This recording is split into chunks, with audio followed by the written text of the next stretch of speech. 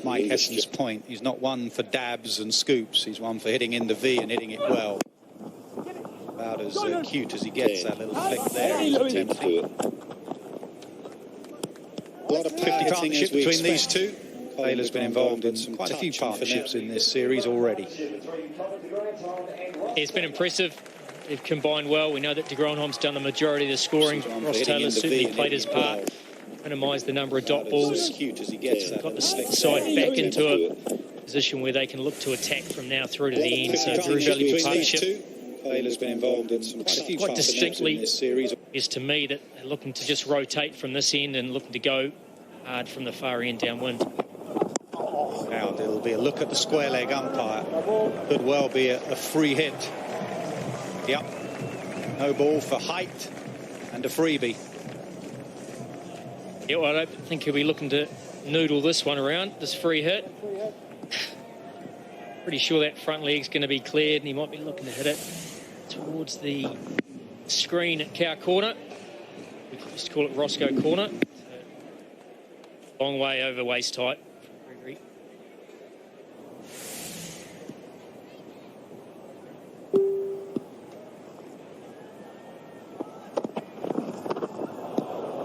Could have to be bowled again.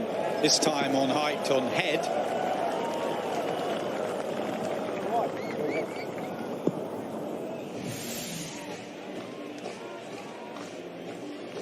Dooley, free hit. What would you bowl for a free hit?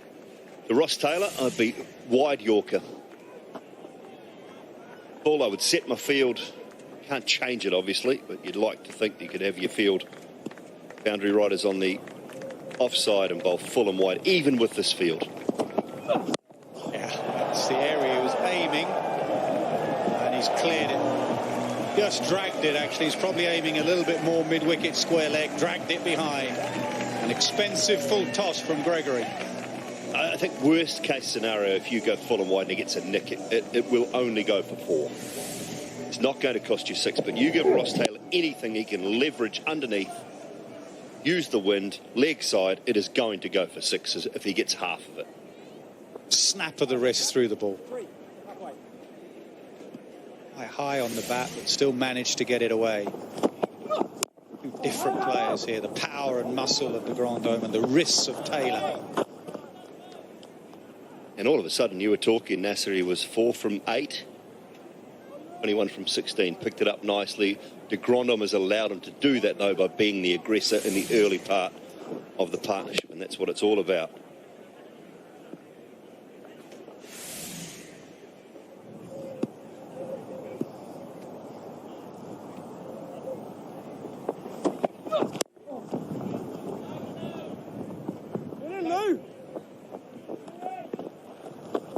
Finally. Oh, but one more correction. The extra ball for the bouncer, so a long over, expensive one.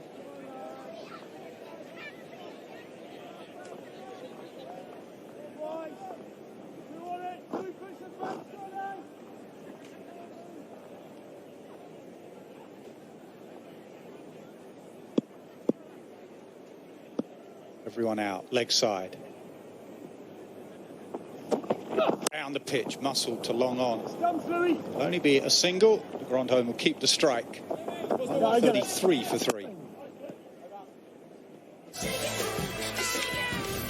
The zombies are not real. We're all gonna die. One small step for man, one giant leap for mankind. TV has never looked so good. Ultra HD on Sky Q.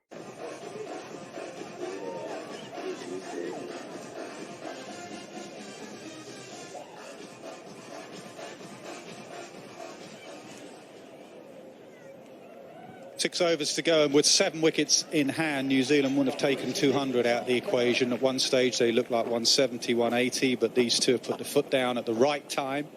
Showed all their experience, when to soak it up and when to go. Now it'll be eye on England and their death bowlers.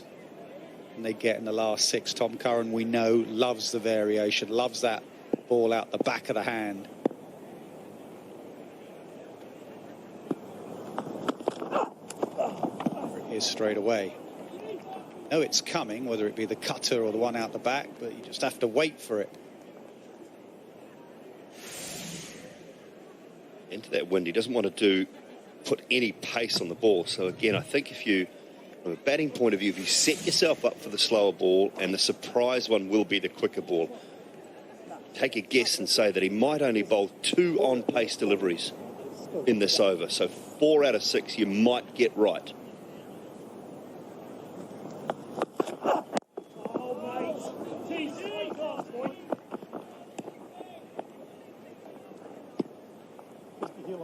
Got terrific variations. It's a good Yorker, tailing in a little bit as well. So difficult, isn't it? Whether you, as a captain, whether you set the field for where you want your bowler to bowl, i.e. I would say to Ross Taylor outside off, or you set your field to where you know they're going to try and hit, which is long on, cow corner, straight down the ground, mid-wicket. That's probably what this discussion is. Taylor, get outside off, but what are you going to do with your field, Skip?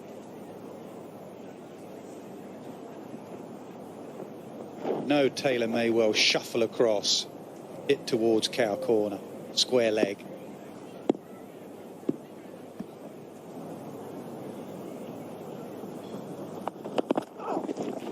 That's where you bowl. So if he's going to bowl that line, as Nasser alluded to, he's got to take all the pace off. So therefore the 2 behind point still become run stoppers. Can't bowl that line with pace. But I mean, it's the length. It's the length of the slow ball that's so important. It's not one that you can see the length and then play a step hit. We're actually getting your weight into the ball. It's wide, it's no pace, so it's going to hit right on the toe of your bat. Very good bowling.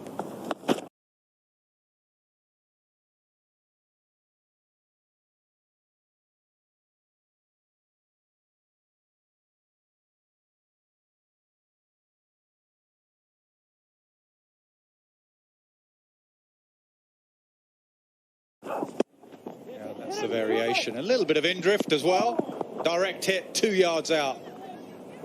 Colin was not interested in running the full 22 there.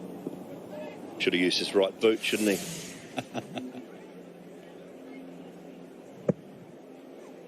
He said earlier it was way better. Ramos. Definitely reversing, though. We talked about it being a dry surface. Curran, very good exponent of the reverse. I think it's also clattered into those advertising hoardings a little bit, hasn't it? Just can take chunks out of the ball.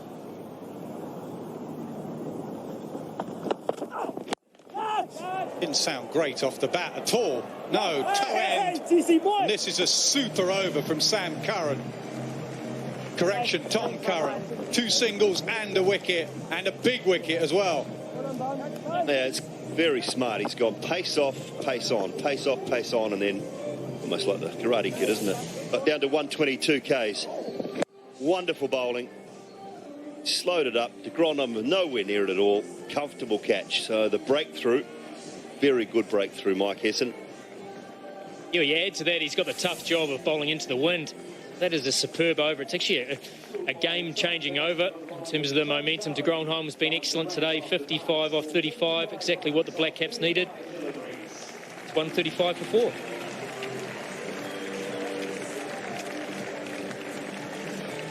Yeah, excellent 5 deliveries. If England win this game around about 5:30 this evening, over this 5 deliveries will go a long way towards it. Hitting with the wind, slower ball, Yorker. And the Grandhomme's eyes lit up, toe end of the bat. England's catching and fielding in general has been excellent. First catch, first time Tom Banton's on the scorecard in international cricket. Look at like a keeper too. Beautiful soft hands.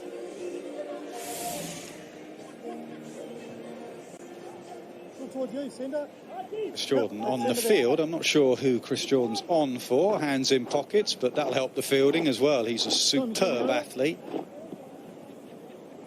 I'll find out which Englishman has gone off the field. What a 5 deliveries. Can he finish it off as well? dot, single, wicket.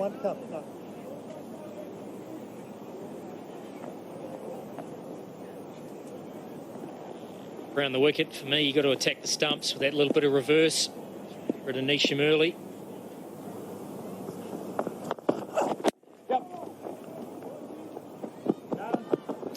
Brilliant over. Tom Curran, outstanding, 136 for 4.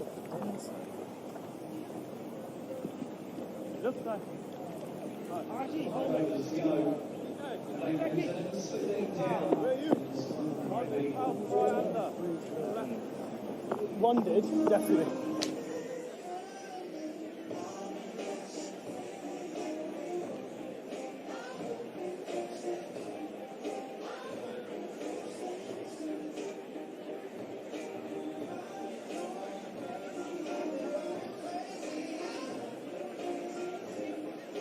Desperately needed a wicket. They needed to break the partnership. They wanted to get rid of Colin de Grandhomme, and it's Tom Curran who's put his hand up for his team and his captain. That was an outstanding over. Eid Mahmood to start his third over. He's got the breeze at his backside. Vince is the fielder that is off in the dressing room. Chris Jordan is replacing him. Hands in pockets. He'll have some hand warmers in those pockets at mid-off. Saqib, whose first couple of overs went for 30, needs to continue the good work from the last over from Tom Curran.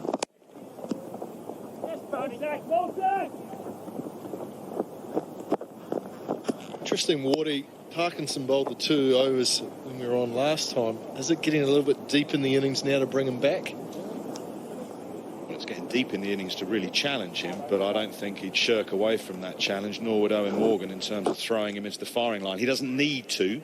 He's got other options. He wants to take the pace off. He's the man to go to, and you'll find out something about him. And we keep saying it, but that's what this series really going to use him for. He doesn't have to use him, but it wouldn't surprise me if he did just throw him in for 6 deliveries. See how he goes. This one. Center stump. Sorry. Just adjusting his guard. Heavily protected leg side field. No one inside the circle. 4 men on the boundary. Wide ball.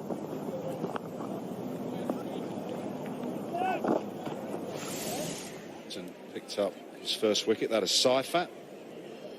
He started extremely well his first over in international cricket. There are a few variations. De Grandhomme hit him for a wonderful 6 over extra cover, but the very next ball he threw it up again. I think his confidence, his competitiveness, encouraging couple of overs. A little added dimension now that De Grandhomme is out with 5 overs to go. You are a batsman light, playing 1 less. And that's, I think, Ross Taylor knows that. Deep down, he knows that he can't afford to get out. Even 24 off 20 it's okay, but getting out now might make the difference between, say, 180 and 190, and 10 runs is pretty crucial in these sort of games. And New Zealand were to get to 180 from here, I think they'd be pretty chuffed.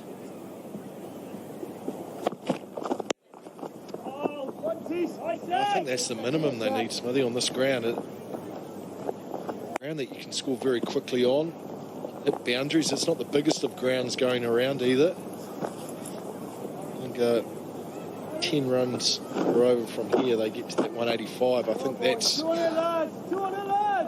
they were after. They would have been hoping that de Grandhomme could have batted for another 2 or 3 overs, and then 200 around that mark was a possibility. Santa graphic came up saying 12 and over would get to whatever. I thought that's possible with Grandhomme at the crease. Trying to cramp Taylor up. He's trying to bowl to his field, which is a very leg side protected field. He's just overdone the line, leg side. Come on, boys. Come on, boys. Been expensive today. A lot of change-ups, more so than what he normally does, but an expensive side for a skipper. White ball. And again. I don't think this has been a picture-perfect performance by England at this point, and one of the reasons is that they've gifted New Zealand opportunities and they've gifted them extra balls. 7 wides, 2 no balls. We're getting up there now. It's an over and a half. That carries on 2 overs. I mean, as a captain, Morgan will be far from happy about that. Discipline in the bowling department is just off a little bit at the moment.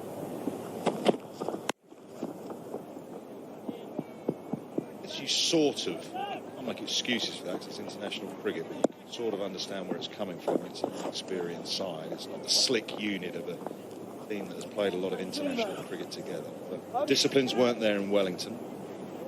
And lacking a little bit with the ball. The catching's been a lot better. That will please Owen Morgan. It will please Owen Morgan that they managed to fight back after the Guptill onslaught at the beginning, and the way Tom Curran bowled to get rid of de Grandhomme. But those little disciplines with the ball will have frustrated him a wee bit. Waving it. A yard either side, and that was 4. Pace off again. That was down to 114. New Zealand going to need another Neesham finish here, like we saw in Wellington. So that's going to be his role, to come in. Not easy coming in right from the start. Knuckle delivery. Interesting to see the ball and the marks and the scuffs on it. So I guess goes back to how dry the surface is. Well, it's been fired off the boundary boards as well, with a couple of the big blows from de Grandhomme. Flipped away leg side, and he's found the gap. He'll bounce once into the fence. A lovely way to end the 16th, 147 for 4. Boundary was needed. Even off the over. It's the area that James Neesham is very strong. Leg side of the ball. Picked it up over mid-wicket. Good intent. Good way to finish the over. Continuing on the form he showed in Wellington. Good to see. Well, leg side, didn't he? He should remember that 6 at Lords in the final. Gracious me, that went away. Went a long way. What final was that? I think you were commentating on it. Can you not remember? I choose not to. Okay. Fair enough. Saqib Mahmood. Fastest delivery, 136. Been bowling lots and lots of slower balls, so his average is down at 130. Not his natural game.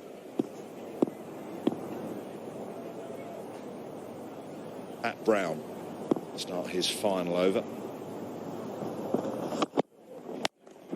Dragged leg side from Taylor. Like Hesson was saying just a few moments ago, if you're going to bowl that slower ball wide, that's the key sort of length.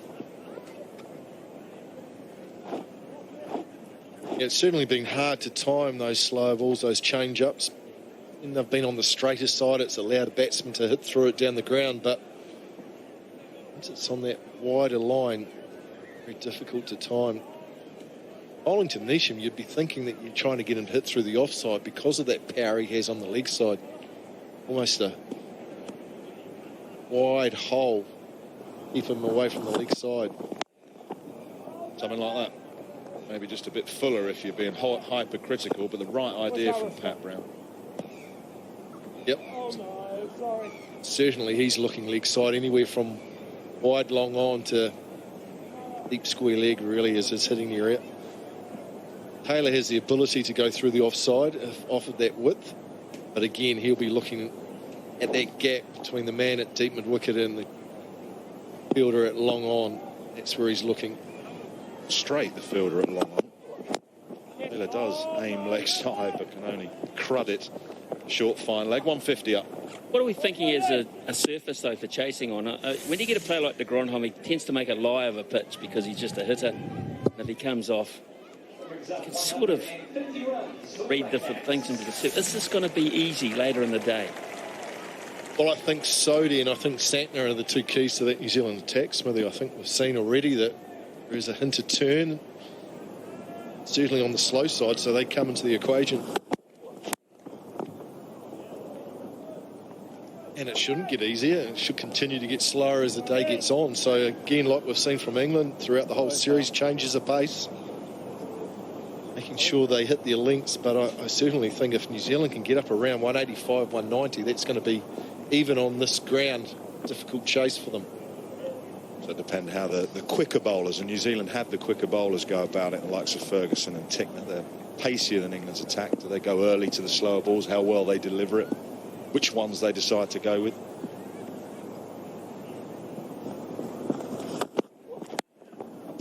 Nice to go for the Yorker.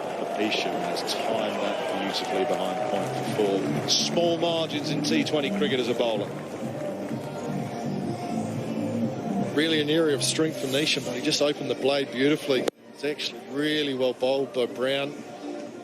Still ended up being a low full toss. He was able to get that access behind point. I'll be interested now to see what the follow-up delivery is. So he's missed just wide and been hurt through the offside. Does he come straight again? Come around, Jimmy, one to come. Straight away he's going to change the angle, but not the field. Last ball of the 17th.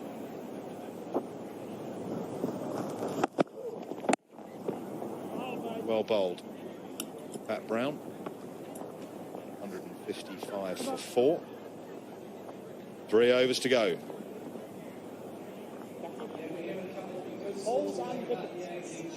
This is the Gold Octagon chip. You can only win it when you play PokerStars' new UFC Spin and Go game. Why do you want to win it? The first winner became the interim boss of the UFC. The next Gold Octagon chip is now live. Play PokerStars' new UFC Spin and Go for a chance to train with UFC fighters in Vegas. Are you in?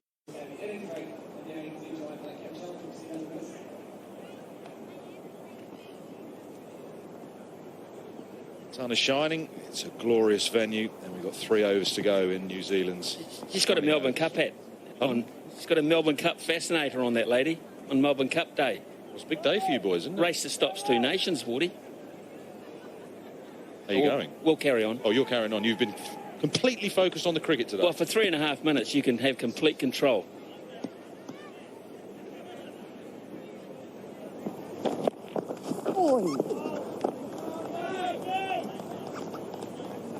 You up or down? I think I'm about all square. About all square. And I'd be happy to stay that way. You might as well not bother. Not a greedy man. Sure. Look out the window, son. Will you do your job?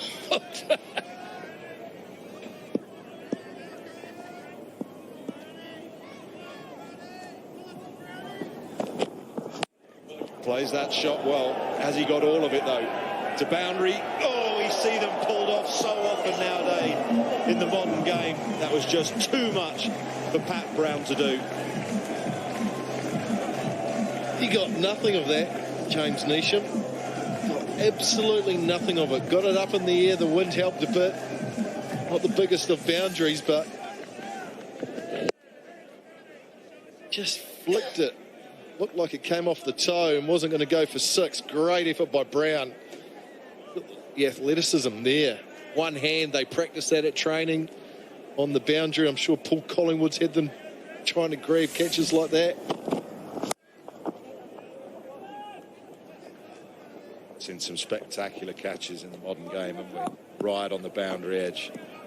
You also notice Tom Curran backing him up as well, trying to get Brown to parry it back. I think initially Brown went to catch it and then thought, oh, maybe I can push it back to Curran. Might have been. You're being hypercritical here. Make the early call to just bash it back and hope that your mate's there. But you can't fault him for what he tried there. Really tough.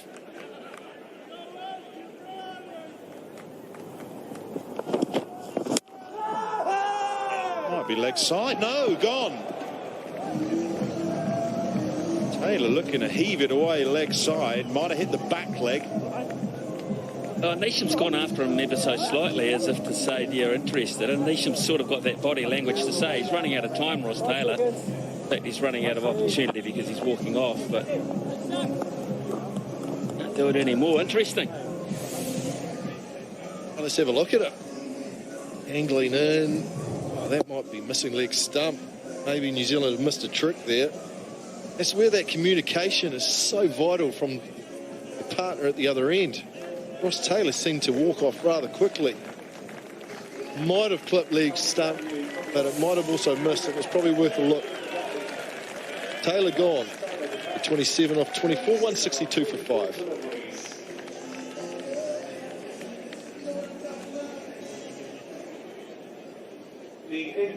back out to the crease. Mitchell Santner. 2 overs and 2 balls to go. Mitch Santner is the new batsman for the Black Caps. Eid Mahmood just rolling his fingers down the side of the ball a little bit. Gets the decision going his way. Get Ross Taylor LBW for 27. Tracking suggests missing. Why would you not have a look? Why would you not have a look? Only got 2 overs and 2 balls remaining. What other significant decision could massively affect the innings? That was it. That was the time to use it. That might be a 10 or 15 run difference at the end of the innings. Anyway, it's done now. A full toss from Saqib Mahmood. It's away with it. There's no harm at all in using it.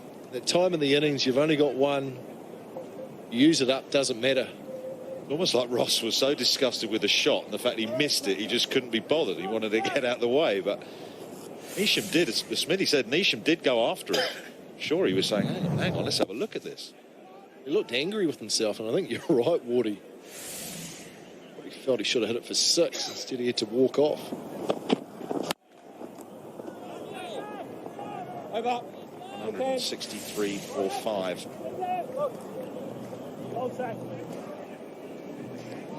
So that's the end of Mahmood today. 4 overs, 1 for 49. It's a learning process, as we've talked about, from both sides. He'll be happy he's got rid of Ross Taylor, but I'm not sure 4 overs, 1 for 49 is an analysis that you're that chuffed about. It's a bit of a pace thing. Neesham and Santner, so 2 left-handers. Curran and Curran to come, I would imagine. From the Richmond in Sam Curran. The way it's looking, I think we're going to see Parkinson have a crack with 2 overs remaining. Lewis Gregory is another potential option. That's in it. Chris Jordan is normally right in the thick of things for England at this part of the game, but he's not playing today, rotated. Yeah, I think Tom Curran's overturned it round in terms of New Zealand getting away on England, so I think he will bowl the last over. This is Sam. Well, his over just missed a Grandhong, which is always a momentum stopper. Just as New Zealand developed that partnership and we were looking to push on, all of a sudden they had to rebuild again for 2 or 3 overs.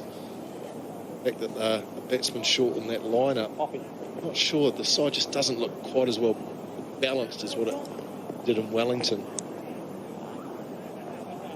England have a good 11 deliveries here to finish the innings off. New Zealand are in danger of not making 180 when at one stage they were looking at walking past 200.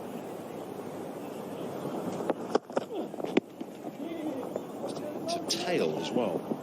It has been battered around a little bit. It certainly helps Sam Curran's Yorker. He's very good at firing in that Yorker. Dow, the New Zealand captain, in next. His ability to find the boundary needed.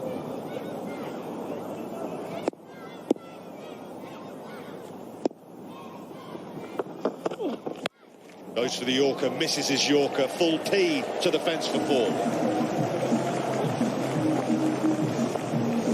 He's a bit of a closer, but Santner has become such a vital part of this New Zealand setup because of his all-round skills, and that's what you want. Bowler makes a mistake of that order. That's a big mistake, leg side and knee height. You just have to hit it, early or not.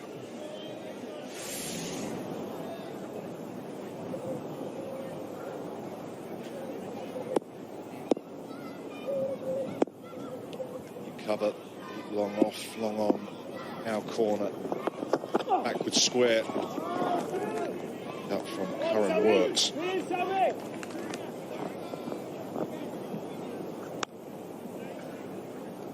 12k last delivery from Sam Curran. So it's a bit of a mixture between going in the hole, Yorker, in at the toes, and then taking the pace off. Almost 3 and 3, just mixing it up throughout the over.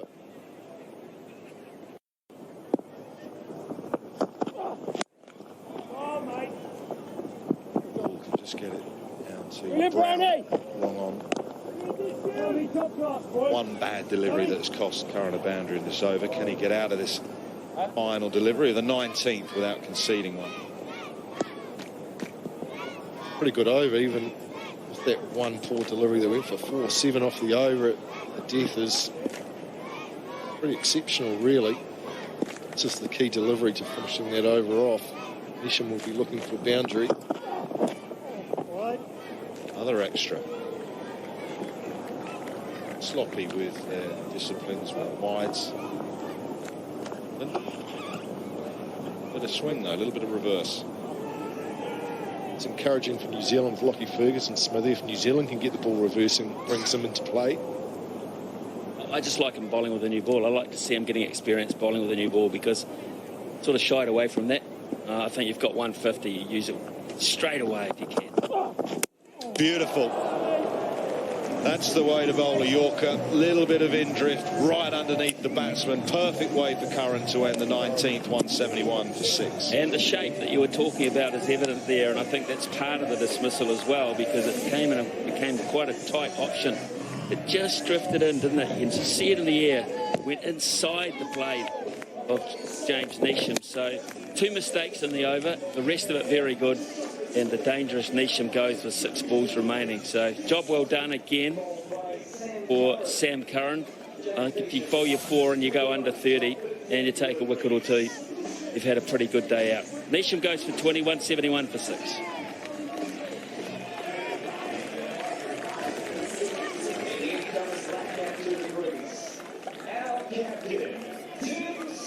Six balls to go. New Zealand's captain, Tim Southey, be out there for the last over. 71 for 6, 6th wicket. Lovely bit of in-swing from Sam Curran that cannoned into middle and leg. Actually, that went late. Moved significantly. 2020 cricket, if there is reverse swing, you normally just see a little bit of tail. That swung.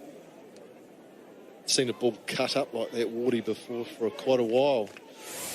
Chunks taken out of each side. Certainly aiding England here at the end of the innings with that little bit of reverse.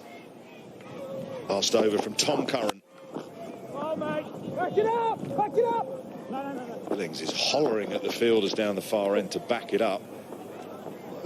This is a big over for both sides because momentum is a big factor when you have a good finish. And England have finished this pretty well, to be fair.